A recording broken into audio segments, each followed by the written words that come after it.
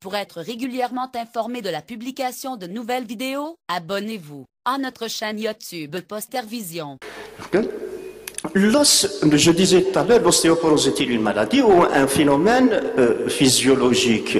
Si on prend la physiologie de l'os, il y a trois étapes de développement. Le développement jusqu'à la fin de croissance, c'est un développement exponentiel. À l'âge adulte, c'est une phase, c'est une étape stable où il y a un équilibre parfait entre la formation et la résorption. À partir de la cinquantaine, commence une augmentation de la résorption par rapport à la formation et l'os vieillit progressivement. Ce vieillissement ne peut devenir pathologique que lorsqu'apparaissent des fractures. Ce vieillissement répond à plusieurs mécanismes, un mécanisme tissulaire et cellulaire. Ce mécanisme peut être quantitatif avec la négativation de la balance osseuse, la diminution de la formation osseuse et l'augmentation de la résorption osseuse. Il y a un déséquilibre parfait en faveur de la résorption à ce moment-là. Les anomalies qualitatives et architecturales, la destruction de la matrice osseuse, des cellules osseuses, détruisent l'architecture de l'os, notamment du système trabéculaire, qui n'assure plus la fonction mécanique d'absorption des contraintes. Les conséquences, c'est la diminution de la masse osseuse et la fragilisation osseuse, d'où le risque élevé de fracture.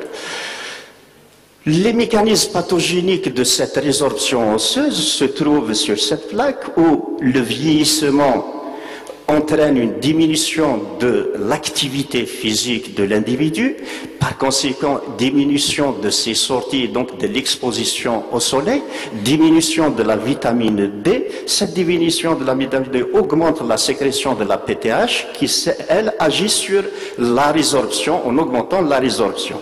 D'un côté, ce vieillissement cellulaire diminue la formation osseuse.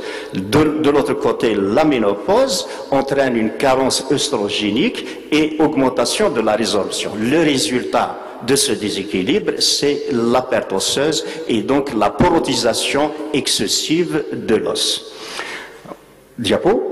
Voilà donc la comparaison à gauche, de l'os chez le jeune avec un système trabéculaire lamellaire, des petites cavités trabéculaires qui sont très denses, très calcifiées. De l'autre côté, la transformation des lames en cordon, qui est mécaniquement moins important que les lames, l'élargissement des cavités trabéculaires qui donne donc un aspect porotique à l'os. Ça, c'est l'os long.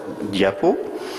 Un os court de la même manière et les lamelles sont orientées dans tous les sens, dans les trois plans de l'espace, avec une condensation parfaite donnant une solidité correcte mécaniquement.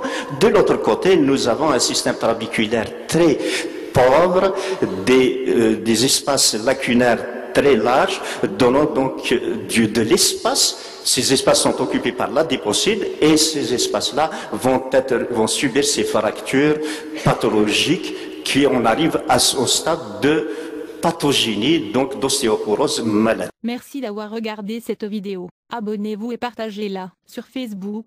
À très bientôt pour d'autres vidéos.